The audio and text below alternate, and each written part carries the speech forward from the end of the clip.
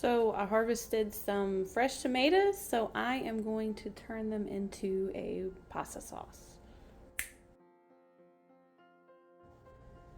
So the first thing I need to do is peel all the tomatoes. So you're gonna make an X, and then once you've made that cross section, you're gonna drop the tomato in boiling water, and it should curl up, the skin should curl up, and you'll be able to peel the tomato.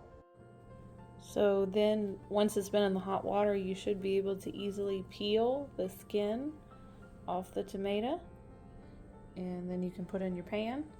All right, so now we have our tomatoes that have been peeled simmering. You turn it up to a boil and then you let them simmer and cook down.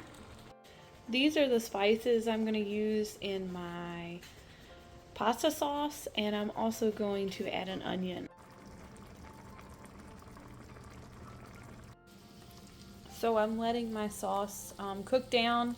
I'm smoothing it with a spoon, and while I'm doing that, I prepared some meatballs with some of the same seasonings and olive oil, some breadcrumbs, some Parmesan cheese. And so while those are cooking, they can cook simultaneously.